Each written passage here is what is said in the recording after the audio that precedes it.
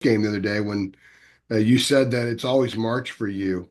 I would like for you to expand on that and just kind of tell us when you're in October and you say it's March and you're in January and you say it's March and how you relate that to the kids. Um, I relate that to the kids. I give them just personal stories. One of the stories that I give them is my mother passing away at 16. That she was my best friend, and out of the blue, she got diagnosed with cancer, and 8 months later, she was gone on August 31st, 1986. And unfortunately, that gave me as a 15 and 16-year-old going through that 15 and 16 years old, it gave me a perspective of, you think that you're going to have your mom and dad with you all of your life. And the reality is my mom missed, I thought I missed her when she passed away, but I miss her more now than I did when she died. And because she missed me coming to Carolina, me playing in the NBA, me getting married, her hanging out with my kids and my wife, um, me, everything. And things aren't guaranteed. You think you get to hang out with your parents tomorrow. You think you can play another day. And I just have a different perspective on being thankful for where you're at and understanding that take advantage of every moment that you have. And I When tell you this to the team. when you share these personal stories with the kids, how much do you think it connects and resonates with them? And do you think that there's like an underline there where it kind of helps you in the coaching aspect of them with them as well, since they know some personal stuff about you? Well, they know a lot of personal stuff about me.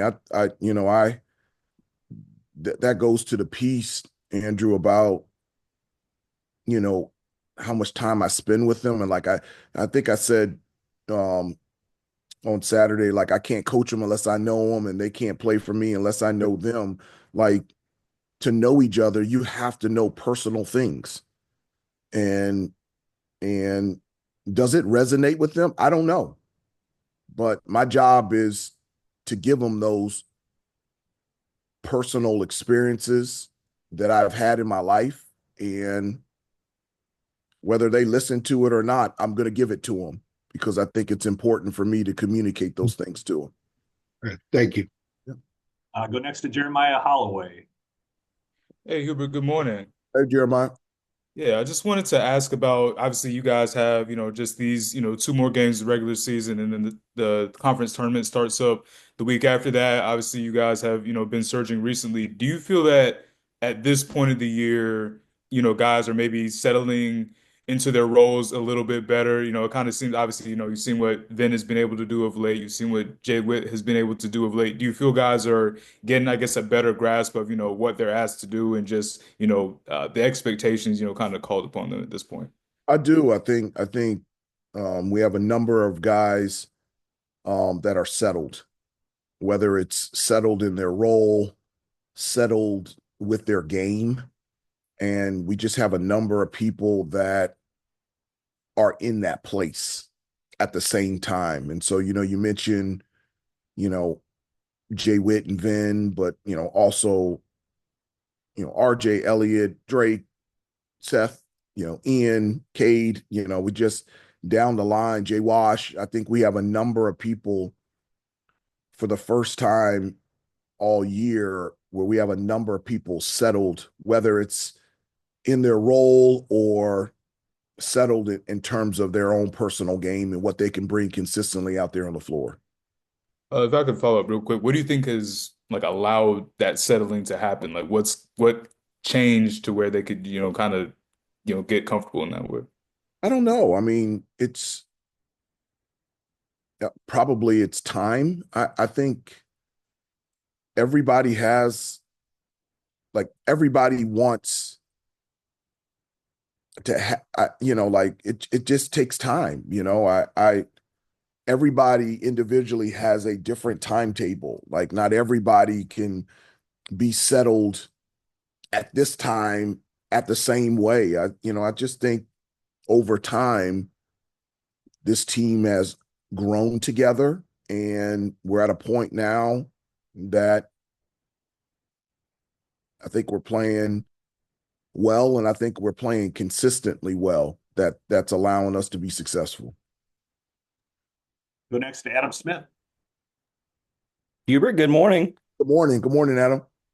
I guess sort of piggybacking on that a little bit, just wanted to ask you about your messaging to your team here as you're going into the final week of the regular season, 2 games left. Like given that you guys do seem to be playing some of your best basketball lately, what do you want them hearing from you as you go into these final 2 games? They've been hearing from me consistently that, the times that like I've said, I even referenced, I said, when we were in New York City, I said, like for a building, the higher the building goes up, the deeper the foundation that the building has to have. If it's for it, New York with all the skyscrapers, as big as those buildings are, the foundation has to go deeper. And so for us to continue to have success, what actually has to require is we have to go deeper. We've got to go deeper into those little things. We've got to be better boxing out. We've got to be better taking care of the basketball. We've got to be better at shot selection. We've got to be better in talking in transition. And so I've actually communicated with them that this is a time to dive even deeper into those little fundamental discipline things to continue to try to improve. Is that another aspect of the way that you've been playing that has pleased you? Is that what you have been asking them to do, you have seen the improvement? Like it's been pretty tangible, I feel like. Yeah, it has. I mean, it's great to see. I mean, that's what you want as a coach. You want your players individually to get better and to improve, and you want your team to improve. And I feel like we're headed in that direction. And but there's a long way to go. This is a huge week for us, and Virginia Tech is a really good basketball team, and it's very difficult to play them anywhere, especially on their home floor. Thank you. Michael Coe. Hey there, Hubert. Good morning. Hey. You alluded to this, but in recent years, Blacksburg has been a difficult road trip for you guys. So tomorrow night, what is there to look out for, especially with Virginia Tech? Well, I mean, one, just from an offensive standpoint, they're just very efficient and methodical in their approach offensively.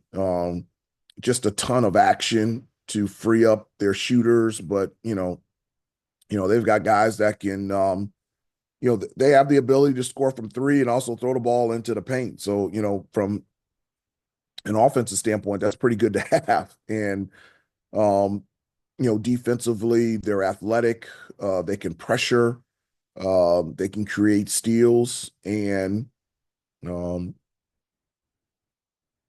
they're really good on both ends of the floor. And so for us to be successful on the road, we're going to have to play extremely well. And we've got to take care of the basketball. We've got to get good shots. We've got to rebound, which we've been doing. We've got to get out in transition. In order to do that, we've got to get stops. Please, one last quick one in from Myron Metcalf. Hey, Hubert, how you doing? Good. How are you? I'm doing well. Obviously, not your first game, but your next game. You played against a lot of great players. What makes Cooper Flagg such an impactful player on both ends of the floor? Well, I mean, what makes him impactful is that he does make plays consistently on both ends of the floor. I mean, that's what makes him impactful. I mean, he's he can guard anybody out there on the floor because of his length and his athleticism. Offensively, he's a 3-level scorer that can also get fouled and get to the free throw line, knock down free throws, and get to the offensive glass. He can get the rebound and bring the ball up himself in transition. And probably the thing that he does best. And to say that because he does a lot of things really well is he plays hard. Like he's a tough kid and he's always playing at max pace on both ends of the floor. And that is a talent to be able to play that hard all the time. And that's something that Cooper Flagg does.